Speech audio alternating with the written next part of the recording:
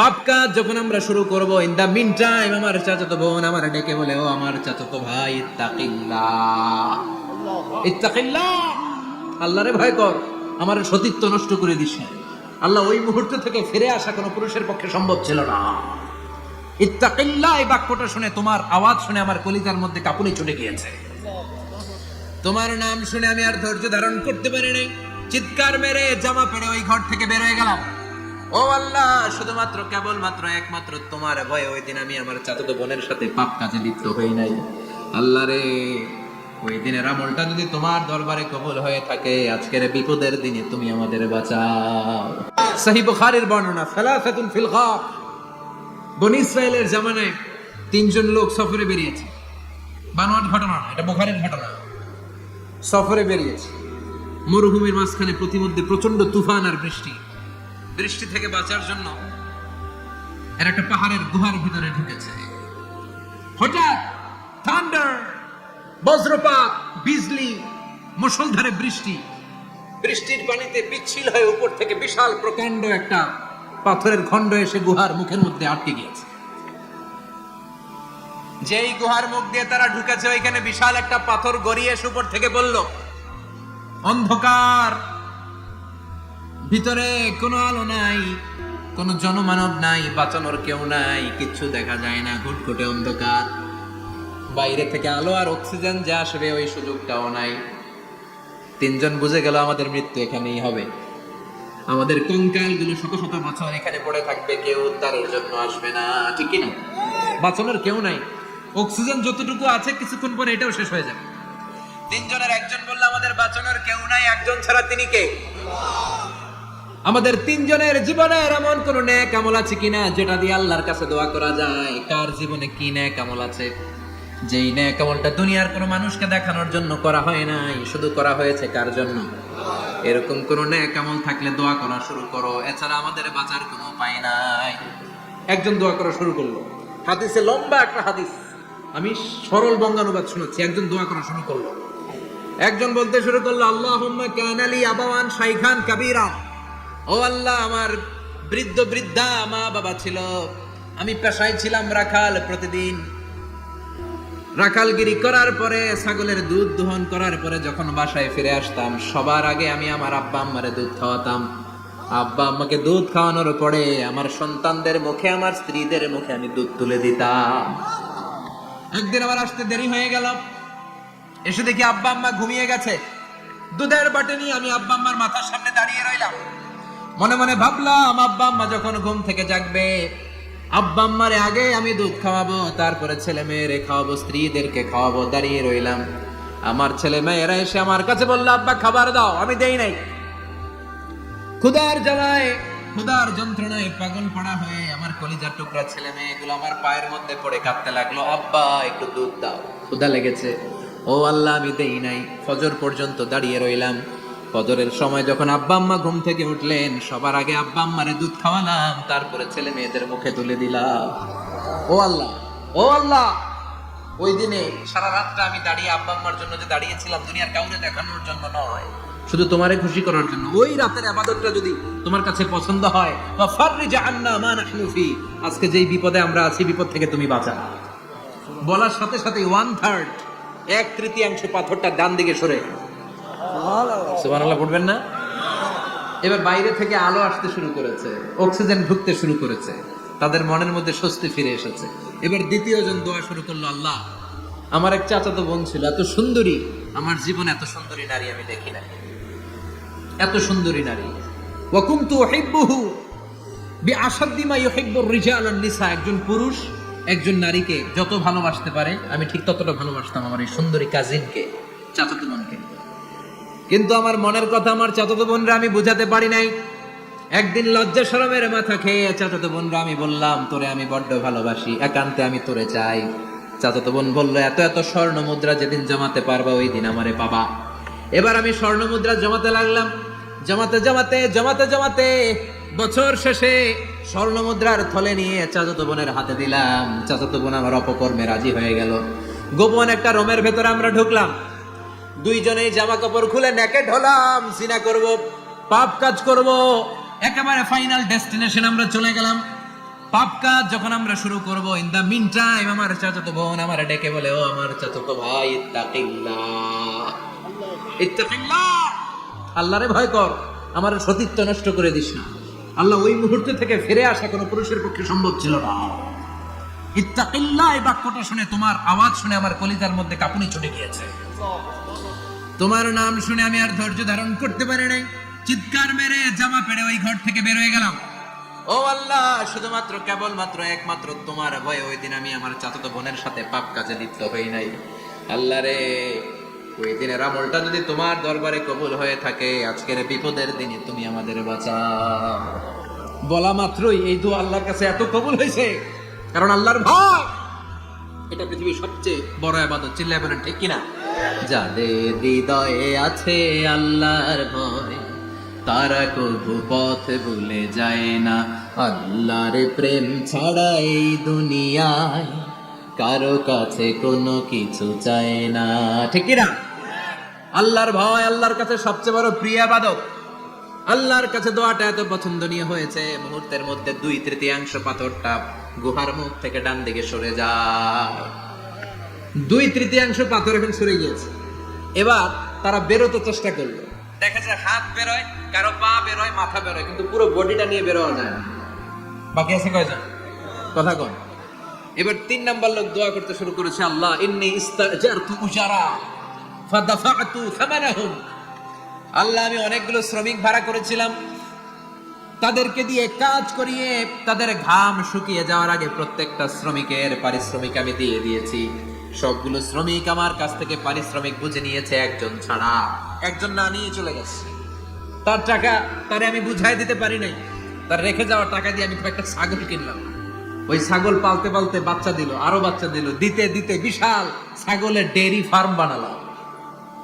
1 যুগ পরে ওই শ্রমিক এসে বলে, হে আমার মালিক, 12 বছর আগে তোমার কাছে কাজ করেছিলাম, টাকা কিন্তু নেই নাই, টাকা দাও।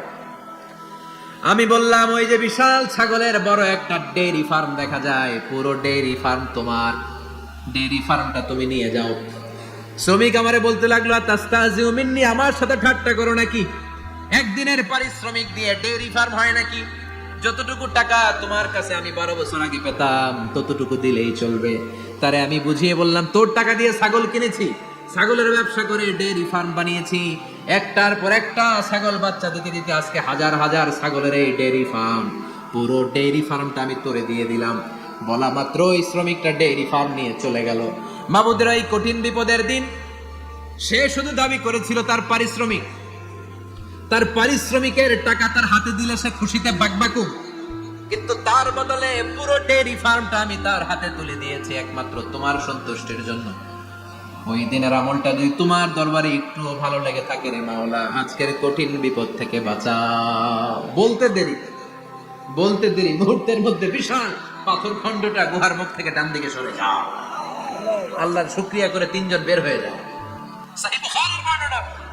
আপনার জীবনে এমন কোন নেক আমল যদি থাকে যেটা শুধু আল্লাহরা দেখানোর জন্য করছিলেন, আমরা আমল করব অবশ্যই দেখানোর জন্য, তবে মানুষকে নয়। কারা দেখানোর জন্য? আমাদের সব দেখানো হবে একজনকে। চিল্লায় বলেন, তিনি কে? লা ইলাহা ইল্লাল্লাহ, আর একটা হচ্ছে আল্লাহু আকবার। এই 4টার চেয়ে শ্রেষ্ঠ জিকির আর নাই। কথা বলেন, এটা এই 4টার ভিতরে ইল্লাল্লাহ আছে? কথা বলেন। এজন্য জিকিরকে আমরা খণ্ডিত করব না। ঠিক যেমন যেমন সহিহ সুন্নাহ এসেছে তেমন তেমন জিকির করলে আপনার কলিজাটারে ঠান্ডা করে দিবে কে? ইল্লাল্লাহর ব্যাখ্যা থাকতে পারে। অনেকে ব্যাখ্যা করে যে এটার মধ্যে লা ইলাহা আছে, এটাকে গোপন রাখা হয়েছে, আমরা ইল্লাল্লাহ পড়ি না, ওটার দরকার নাই। বিশ্বনবী এবং সাহাবারা যেই পন্থায় জিকির করেছেন, যেই পন্থায় জিকির শিখিয়েছেন, ওইটার ভিতরে বরকত বেশি না কম? কথা বলেন, বেশি না কম? এজন্য বিশ্বনবী বললেন, আল্লাহর কাছে প্রিয় কথা 4টা। একটা হলো সুবহানাল্লাহ, দ্বিতীয়টা হলো আলহামদুলিল্লাহ, তৃতীয়টা হলো লা ইলাহা ইল্লাল্লাহ, চতুর্থটা হলো আল্লাহু আকবার। সুবহানাল্লাহ, আমার সাথে সাথে আওয়াজ করে পড়েন, সুবহানাল্লাহ, আলহামদুলিল্লাহ, লা ইলাহা ইল্লাল্লাহ, আল্লাহু আকবার, সুবহানাল্লাহ, আলহামদুলিল্লাহ, লা ইলাহা ইল্লাল্লাহ। আওয়াজ করে পড়েন আল্লাহু আকবার। মনে থাকবে? জিকিরের ওয়াজ শেষ। এগুলোর চেয়ে শ্রেষ্ঠ জিকির নাই। সবচেয়ে শ্রেষ্ঠ জিকির লা ইলাহা ইল্লাল্লাহ, সবচেয়ে শ্রেষ্ঠ কালিমা আল্লাহর কাছে এই চারটি। একটু খেয়াল করে দেখেন, এই প্রতিটা জিকিরের মধ্যে আমার আল্লাহর নাম আছে না নাই? সুবহানাল্লাহ আছে না? আলহামদুলিল্লাহ, লা ইলাহা ইল্লাল্লাহ, আল্লাহু আকবার। আল্লাহ ছাড়া আল্লাহর নাম থাকবে না, যেই শব্দের মধ্যে ওই সমস্ত নাম আর হুই হুই হুই হুই এগুলো দিয়ে কোনো জিকির করা যাবে। আবার আব্দুল্লাহ ইবনে আমর ইবনুল আস বর্ণনা করেন, বিশ্বনবী যখন জিকির গুলো করতেন, আমি বিশ্বনবীকে দেখেছি বিশ্বনবীর আঙ্গুলের কড়াই জিকির গুনতেন। সুবহানাল্লাহ পড়েন। দেখতেছেন আমার হাত দেখা যায়? দেখা যায়, দেখা যায়। রাআইতুন নাবিয়্যা, আব্দুল্লাহ ইবনে আমর ইবনুল আসের বর্ণনা, রাআইতুন নাবিয়্যা ইয়াকিদু তাসবিহা বিয়ামিনিহি, আমি বিশ্বনবীকে ডান হাতের গিড়ার ভেতরে তাসবিহ গুনতে শুনেছি, তাসবিহ গুনতে দেখেছি। সুবহানাল্লাহ পড়েন। এখন আমরা লম্বা তাসবিহ ছাড়া নেই না, এটা জায়েজ, কিন্তু শ্রেষ্ঠ হচ্ছে হাতের গিড়ায় গোনা। এই প্রতিটা গিড়া in the day of judgement আপনার পক্ষে সাক্ষী দিবে। মনে থাকবে কিভাবে গুনবেন? বাঁ হাতে না ডান হাতে? ডান হাতে উঁচু করেন সবাই, এইভাবে। নামাজ শেষ, আল্লাহু আকবার পড়ে 3 বার ইস্তেগফার পড়ে গোনা শুরু, এইভাবে সুবহানাল্লাহ। ঠিক আছে? এরপর আলহামদুলিল্লাহ, এরপর আল্লাহু আকবার। সবাই রাজি তো? সবাই রাজি? আল্লাহ তুমি কবুল করো। আরো জোরে পড়েন আমিন। তাহলে আমরা তাওবার পদ্ধতি জানলাম, কেন আমরা ইস্তেগফার পড়বো জানলাম, এরপরে জিকিরের খুঁটিনাটি জানলাম। এবার কেমন করে আল্লাহর কাছে দোয়া করবো এটাও জানার দরকার আছে না নাই? বিশ্বনবী বললেন, দোয়া মুখুল ইবাদা, দোয়া হলো ইবাদতের নির্যাস। যে দোয়া করে না সে কিছুই করে না। তিরমিজির আরেক বর্ণনায় বিশ্বনবী বললেন, আদ-দুআ হুয়াল ইবাদা, দোয়াটাই হলো ইবাদত, দোয়াটাই ইবাদত। ধরেন আমি দোয়া করা শুরু করলাম, এটাই ইবাদত। নামাজ যেমনি ইবাদত, জিকির যেমনি ইবাদত, হজ করা যেমনি ইবাদত, দোয়া করাটা। এজন্য প্রতি নামাজের শুরুতে দোয়া আছে না নাই? সূরাতুল ফাতিহার আরেক নাম সূরাতুদ দোয়া, দোয়ার সূরা। আমরা প্রত্যেকবার সূরা ফাতিহা যখন পড়ি, আমরা পড়ি ইহদিনাস সিরাতাল মুস্তাকিম। সবাই পড়েন ইহদিনাস সিরাতাল মুস্তাকিম। ও আল্লাহ, আপনি আমাদেরকে সরল সঠিক পথ দেখান। পড়েন আমিন। ও আল্লাহ, show us the right path, show us the correct path, show us the middle path. আল্লাহ মধ্যম পন্থা দেখান, মাঝামাঝি রাস্তাটা দেখান, সিরাতুল মুস্তাকিম দেখান। আমাদেরকে রাস্তা দেখায় কে? কথা বলেন না। আমরা যদি পথ ভুলে যাই, পথ দেখায় দেয় কে? আমি যদি কোনদিন পথে ভুলে যাই, হাত ছানি দিয়ে কাছে নিও, মমতার বন্ধনে আমায় বেঁধে সব ভুল ক্ষমা করে দিও। আমি যদি কোনদিন পথ ভুলে যাই, হাত ছানি দিয়ে কাছে নিও, মমতার বন্ধনে আমায় বেঁধে সব ভুল ক্ষমা করে দিও। আমি যদি কোনদিন পথ ভুলে যাই, পড়েন, হাত ছানি দিয়ে কাছে নিও, মমতার বন্ধনে আমায় ডেকে সব ভুল ক্ষমা করে দিও। চিল্লায় পড়েন আমিন। আরো জোরে আমিন। এজন্য বিশ্বনবী বললেন যে দোয়া বাদ দিল তার সব বাদ। কারণ দোয়া দিয়ে নামাজ শুরু, দোয়া দিয়ে সব শুরু, দোয়াটাই হলো ইবাদত। চিল্লায় বলেন ঠিক কিনা? আর দোয়া ও সিলাহুল মুমিন, দোয়া হচ্ছে মুমিনের উইপেন, অস্ত্র, মুমিনের বড় অস্ত্র। যেখানে সবকিছুর দৌরাত্ম্য শেষ, ওইখানে দোয়ার দৌরাত্ম্য শুরু। যেখানে সবকিছুর কারিশমা শেষ, ওখান থেকে দোয়ার কারিশমা শুরু। এরকম অনেক ক্যান্সারের মতো দুরারোগ্য ব্যাধিতে আক্রান্ত, ডক্টর ফাইনালাইজ করে দিয়েছে বাঁচবে না, 2 মাস বাঁচবে। কয় মাস? কথা বলেন। মাত্র 2 মাস সে বাঁচবে। তারপরও দেখা গেছে লোকটা 7 বছর বেঁচেছিল। আছে না নাই? দোয়া, the power of দোয়া। Everything is pre-written, but by supplication it's rewritten. সবকিছুই আগে লেখা থাকে। মহাবিশ্ব সৃষ্টির 50,000 বছর আগে আমাদের ভাগ্যে কি ঘটবে সব লিখে রেখেছে কে? সব অপরিবর্তনীয়। কিন্তু এই তাকদিরেরও কিছু জিনিস আল্লাহ চেঞ্জ করে দেয় দোয়ার বরকতে। এজন্য দোয়া করার দরকার আছে না নাই? মায়ের কাছে দোয়া চাবেন, মায়ের দোয়া আল্লাহ ফেরায় না। মজলুম ব্যক্তির দোয়া আল্লাহ ফেরায় না। মুসাফিরের দোয়া আল্লাহ ফেরায় না, যিনি রোজা রেখে দোয়া করেছেন তার দোয়া আল্লাহ ফেরায় না। বেশি বেশি আল্লাহর কাছে দোয়া করতে রাজি আছেন তো? কিন্তু দোয়াটা হইতে হবে সিনসিয়ার, একনিষ্ঠ দোয়া। অনেকে দেখবেন দোয়াও করে ওদিকেও তাকায় আছে, জুমার নামাজে প্রায় হয় বিশাল দোয়াও করতেছে আমার এদিকে, আছে না নাই? আবার দোয়াও করে মোবাইলও টিপে, কথা কন।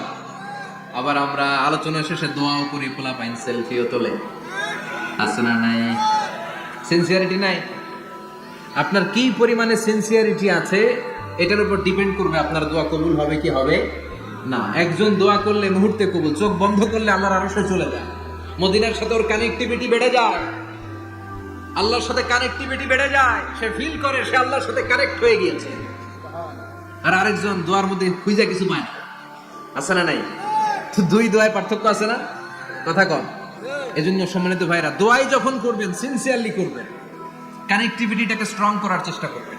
সিনসিয়ার দোয়া is like a missile. Missile নাম শুনছেন? হামলা করে না, মিসাইল হামলা করেছে ইসরায়েল, শোনেন নাই? মারলে একেবারে ধ্বংস করে যায় সব। এই মিসাইল হামলা, ড্রোন হামলা, এগুলো লক্ষ্য বস্তু ভেদ করে ভয়ঙ্কর ভাবে, ইঞ্চি ইঞ্চি মাইক্রো ইঞ্চি মেপে মেপে এমন ভাবে এই বোমাটা মারবে, ঠিক জায়গা মতো এটা ফিট হয়ে যাবে। তেমনি দোয়ার মতো আপনি যদি দোয়া করতে জানেন, একনিষ্ঠতার সাথে সিনসিয়ারিটি সাথে যদি দোয়াটা করে ফেলতে জানেন, এই দোয়া মুহূর্তে আল্লাহর আরশে যেয়ে নক করবে। সুবহানাল্লাহ পড়েন। আর মুমিনের দোয়া কখনো ফেরত যায় না, দোয়া করলেই মুমিনের দোয়া কবুল করে নেয় কে? আপনি জীবনে যত দোয়া করছেন সব কবুল। All of your supplications are accepted. Whatever you have supplicated to your Lord, যাই চেয়েছেন সব কবুল। অনেকে বলে হুজুর এটা একটা কথা কইলাম, সব দোয়া বুঝি কবুল? কত দোয়া করলাম, জীবনে কত কিছু চাইছি, কই কিছুই তো দেয় নাই, এরকম আছে না নাই? অনেকে বলে হুজুর কত চাইলাম আল্লাহ আমার দিল না। 5টা আল্লাহ মেয়ে দিয়েছে, একটা ছেলের জন্য কাবা ঘর ধরে দোয়া করে আসছি, হাজরে আসওয়াদ ধরে দোয়া করে আসছি, মুলতাসামে দোয়া করে আসছি, আরাফাতের ময়দানে দোয়া করছি, কই আল্লাহ দিল না। আর আপনি ওয়াজে যত দোয়া করছেন সব কবুল করে নিছে কে? কন্ট্রাডিক্ট হয়ে গেল না? আমি বললাম সব দোয়া কবুল, আর আপনারা কইতেছেন কই কত কিছু তো পাই নাই। আল্লাহর দোয়া কবুল করার 3টা পদ্ধতি আছে। কয়টা? আপনাদের জিমানি আসছে? কথা শুনতেছেন তো? 3টা পদ্ধতিতে তিনি দোয়া কবুল করেন। চিল্লায় বলেন কয়টা? আপনি দোয়া করা মাত্রই আল্লাহ দোয়াটা অ্যাকসেপ্ট করে নেয়। আল্লাহ বলে accepted, rejected he never say your সাপ্লিকেশন is rejected. তোমার দোয়া রিজেক্ট করে দিলাম, এটা আল্লাহ কখনো বলে? সুবহানাল্লাহ পড়বেন না? দোয়া করা মাত্রই কবুল করে কে? তবে 3টা পদ্ধতিতে করে। চিল্লায় বলেন তো কয়টা? যখনই যা চাইবেন আল্লাহ বলে দেব দেব দেব, দেব না কখনো বলে না। 3 পদ্ধতিতে কবুল হয়। পদ্ধতি নাম্বার 1, কোন বিষয় আল্লাহর কাছে চাইলেন, দোয়া করলেন, আল্লাহ বলে দেব দেব বলেই তিনি দিয়ে দেয়, ফলে আপনি পেয়ে যান, আপনি খুশি। সুবহানাল্লাহ পড়েন। পদ্ধতি নাম্বার 2, আপনি আল্লাহর কাছে কিছু চাইলেন, আল্লাহ তখনও বলে বান্দা তোরে দেব, রিজেক্ট করে দিলাম এটা বলে না, দেব তবে এখন না, লেটার অন, একটু দেরি করে, পরে দেব, কখন দিলে আমার জন্য ভালো, আমার চেয়ে ভালো জানে কে? তাইলে মাঝে মাঝে সাথে সাথে দেয়, মাঝে মাঝে দেরি করে দেয়। পদ্ধতি নাম্বার 3, আল্লাহর কাছে দোয়া করলেন, আল্লাহর কাছে কায় মনোবাক্যে চাইলেন, তখনও আল্লাহ বলে বান্দা আমি দেব, তুই নিরাশ হইস না, তবে এখন দেব না, দেরি যেদিন বিপদে পড়ে যাবি ওই দিন দেব। যেদিন পিতা সন্তানরে চিনে না, সন্তান পিতারে চিনবে না, পীর সাহেব মুরিদরে চিনবে না, মুরিদ পীর সাহেবরে চিনবে না, মুসল্লি ইমাম সাহেব চিনবে না, ইমাম মুসল্লি চিনবে না, নেতা কর্মী চিনবে না, কর্মী নেতারে চিনবে না। চিল্লা এখন ঠিক কিনা? কেউ কাউরে চিনবে না, কেউ কাউর কোনো উপকারে আসতে পারবে না। ওই কঠিন দিনে তোরে আমি দেব রে গোলাম। তাহলে এই যে এতগুলো দোয়া ছোটবেলা থেকে আনটিল টুনাইট, এই রাত পর্যন্ত যে দোয়াগুলো আপনার কাছে করছেন, লস হয়েছে? চিল্লায় বলেন লস হয়েছে না লাভ? লস না লাভ? আল্লাহ বলে গোলাম চা বেশি বেশি দোয়া কর, উজিবু দাওয়াতাদ দাঈ ইযা দাআন। আমার বান্দা আমার কাছে চাইতে দেরি হয়ে যায়, দোয়া কবুল করতে দেরি হয়, এজন্য বারবার চাইতে হবে। না দিলেও চান, না দিলেও হয় একটু পরে দিবে, দেরি করে দিবে, যখন আমার জন্য উপকার হবে, ভালো হবে, তখন দিবে, তা না হলে কিয়ামতের ময়দানে দিবে। চিল্লায় বলেন ঠিক কিনা? বেশি বেশি দোয়া করবেন, সবার জন্য করবেন, নিজের জন্য করবেন, ফ্যামিলি মেম্বারসদের জন্য করবেন, শুভাকাঙ্ক্ষীদের জন্য করবেন, শত্রুদের জন্য বেশি করবেন, হেটার্স যারা আছে ওদের জন্য বেশি দোয়া। আল্লাহ যেন এগুলোর হেদায়েত দেয়। ইসলাম বিরোধী যারা এদের জন্য দোয়া, হিন্দু বন্ধু থাকলে এদের জন্য দোয়া, হেদায়েতের দোয়া, ঠিক কিনা? সবাই সবার জন্য দোয়া করেন। অনেকে কয় হুজুর আমি আরেকজনের জন্য করবো কেন, হ্যাটটা হ্যাঁ করবো, আমার দোয়া আমি করু, আছে না নাই? না, আপনি তার জন্য করবেন। আপনি যদি আপনার ভাইয়ের জন্য দোয়া করেন, ফেরেশতারা বলে ওয়ালাকা বিমিসলিন, মানে আল্লাহ সে তার ভাইয়ের জন্য যে দোয়া করলো এই দোয়াটা আগে তার জন্য তুমি কবুল করে নাও। আপনি যদি দোয়া করেন আল্লাহ আমার ভাই অসুস্থ, তুমি তারে সুস্থ করে দাও, ফেরেশতারা বলে আল্লাহ যেই লোকটা দোয়া করলো তার মধ্যে যদি কোনো রোগ থাকে আগে তারে সুস্থ করে দাও, পরে বাইরে। ফেরেশতাদের দোয়া কবুল করে নেয় কি? আপনার দোয়া কবুল হইতেও পারে নাও হইতে পারে, কিন্তু ফেরেশতারা আল্লাহর কাছে দোয়া করলে এটা কবুল হবে না? আপনি যদি দোয়া করেন আল্লাহ আমার ভাইয়ের আর্থিক অবস্থা খুব খারাপ, তারে ধনী বানিয়ে দাও, ফেরেশতারা বলে ওয়ালাকা বিমিসলিন, ও আল্লাহ এই দোয়াকারী তার ভাইয়ের জন্য যেই দোয়াটা করেছে আগে তার জন্য দোয়াটা কবুল করে নাও। সুবহানাল্লাহ পড়ো। এজন্য বেশি বেশি দোয়া করতে রাজি আছেন? বারবার চাই, সকালে বিকালে দুপুরে রাতে শীতকালে গ্রীষ্মকালে সব সময় আমরা দোয়া করব কার কাছে? আল্লাহর কাছে। বারবার চাইলে আল্লাহ খুশি হয়ে যায়, বারবার না চাইলে আল্লাহ রেগে যায়। দুনিয়ার সিস্টেমের একেবারে বিপরীত। আমি যদি এই ভাইয়ের কাছে কোন একটা বিষয় নিয়ে আজকে যাই, ভাই আমারে 1000 টাকা দেন, বিপদে পড়ছি, দিল 1000 টাকা, নেন বিপদ সামনে উদ্ধার হলো। এক সপ্তাহ পরে আবার ভাইজান বড় বিপদে আছে 1000 টাকা, তারপরে উনি লজ্জায় করে দিবে, আসছে যখন দেই, পরের সপ্তাহে আবার মিয়া সাহেব 1000 টাকা, ওই দিন বলবে ভাই 1000 নাই 500 নিয়ে যান, কথা কম। এর পরের মাসে যদি বলি ভাই বিপদে পড়ছি, দিবে নাকি? লাঠির বাড়ি আছে না নাই? প্রতি সপ্তাহে সপ্তাহে তোমার বিপদ, কথা কম। তার মানে এই দুনিয়ার সিস্টেম হচ্ছে একটা বিষয় নিয়ে বারবার কারো কাছে যাওয়া যায় না, চাওয়া যায় না, শরম লাগে, কথা কম। কিন্তু আল্লাহর সিস্টেমটা একেবারে উল্টো। আল্লাহর কাছে বারবার না চাইলে তিনি রেগে যায়। তিরমিজির বর্ণনা, ইন্নাহু মান লাম ইয়াসআলিল্লাহ ইয়াগদাব আলাই, যে ব্যক্তি কোনো বিষয় নিয়ে বারবার আল্লাহর বিরক্ত করে না তার উপর আল্লাহ রেগে যায়। আর বারবার চাইতে যে লোকটা আল্লাহরে বিরক্ত করতে চায় তার উপর আল্লাহ খুশি হয়ে যায়। এজন্য চাবেন আল্লাহর কাছে আজকে থেকে, চাবেন। দোয়া করলে যে কবুল হয় বিশ্বাস হয় মুসলমান। নেক আমলের ওসিলা দিয়ে দোয়া কবুল হয়।